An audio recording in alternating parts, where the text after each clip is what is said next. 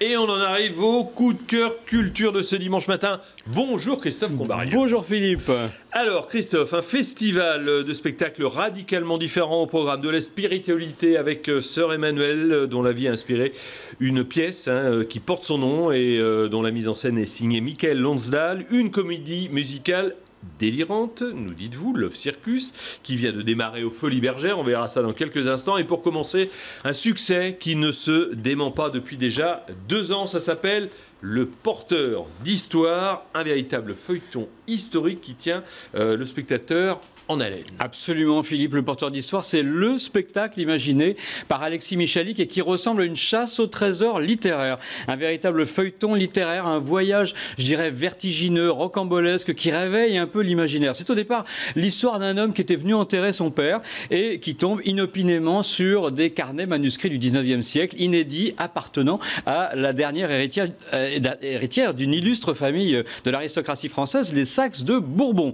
Ce jeune homme va alors dérouler sur scène le fil historique de ces carnets pour retrouver le trésor de cette famille.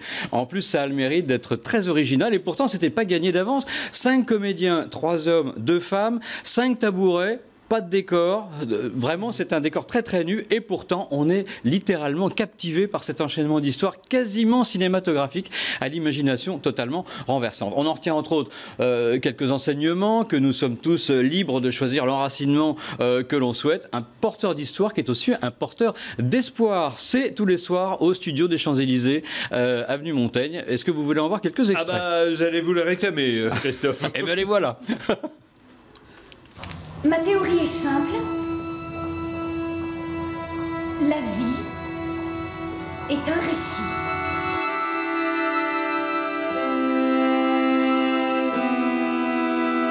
Moi, je porte une histoire. J'ai un jour croisé la route d'une histoire tellement incroyable, tellement extraordinaire qu'elle a changé ma vie, qu'elle est devenue ma vie. Alexandre Dumas. C'était tous des carnets, la même écriture, une femme.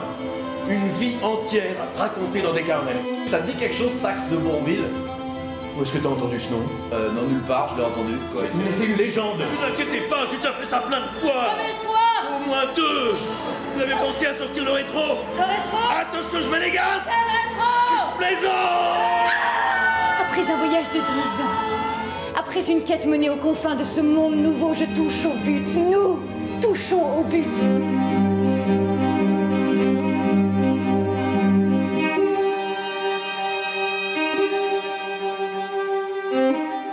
Histoire, quoi, c'est juste une histoire.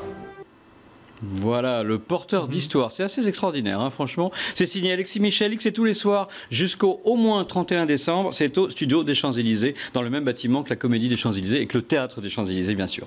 Et pendant ce temps-là, Christophe, au théâtre Hébertot, on rend hommage à une figure, là on peut le dire, unique de la spiritualité, une personnalité qui avait une foi inébranlable en l'homme et en Dieu, une personne, je crois, qui a été la plus populaire de tous les temps, Sœur Emmanuelle. Elle a été très longtemps la plus populaire avec l'abbé Pierre. Hein. C'était assez étrange d'ailleurs de voir que ce sont des personnalités religieuses qui sont souvent les plus populaires. Voilà, c'est une pièce qui nous fait traverser avec, je dirais, beaucoup de maîtrise et d'équilibre la vie de cette femme exceptionnelle, évidemment, on n'a même pas besoin de le dire, depuis sa petite enfance marquée par la disparition tragique de son père, qui s'était noyé quand même lorsqu'elle avait 6 ans. Il s'était noyé sous ses yeux.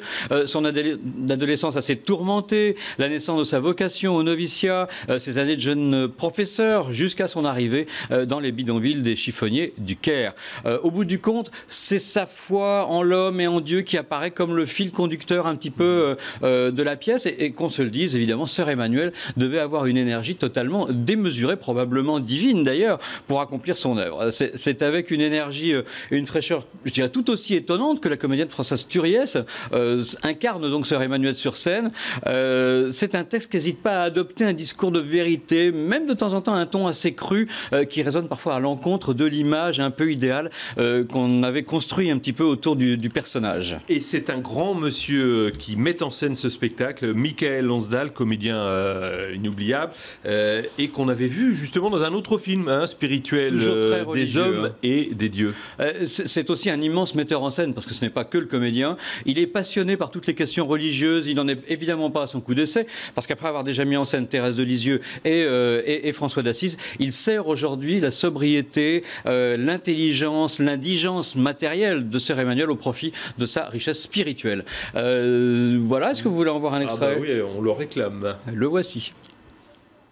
Gros et gras, des mouches par milliers, et au milieu de ce dépotoir, des essaims d'enfants, sales, déguenillés, le visage souillé, des mouches sur les yeux. L'un de se baisse pour ramasser une tomate à demi pourrie et la mettre dans sa bouche.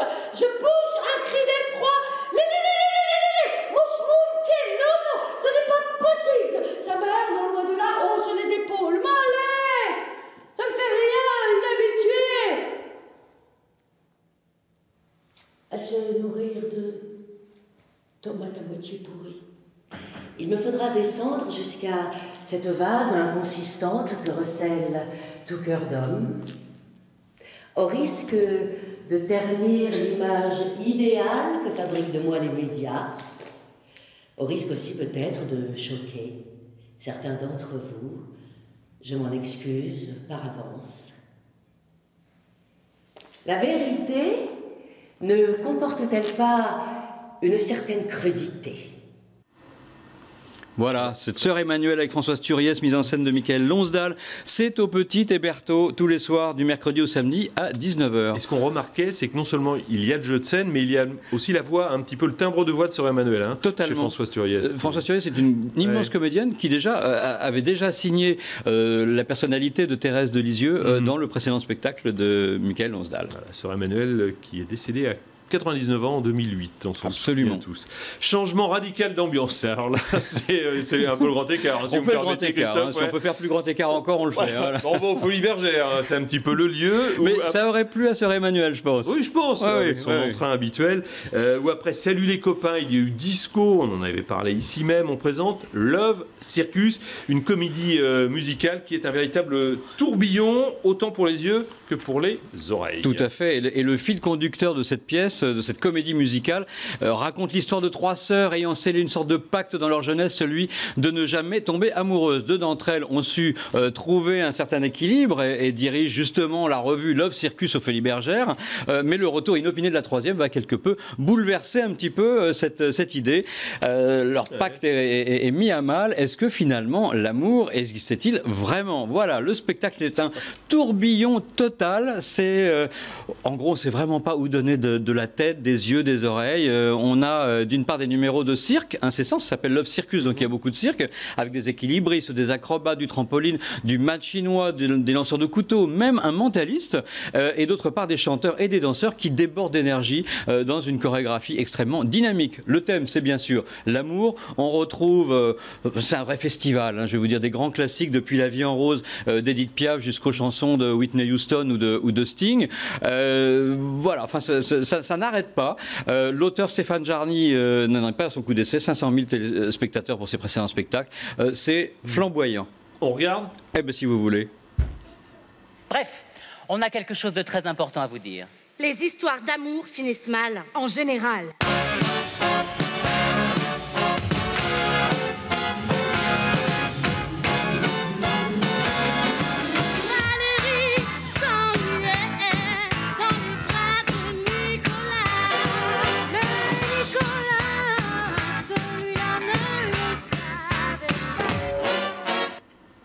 Voilà ce petit extrait de Love Circus de Stéphane Jarny, c'est aux Folies Bergères. C'est au moins jusqu'à la fin du mois de décembre, cher Philippe, et je suis sûr que vous adorerez. Oui, mais Sœur Emmanuelle aussi. Oui, c'est mon choix numéro 1. Merci, mon cher Christophe. À la semaine prochaine, tout de suite sur LCI, un nouveau journal.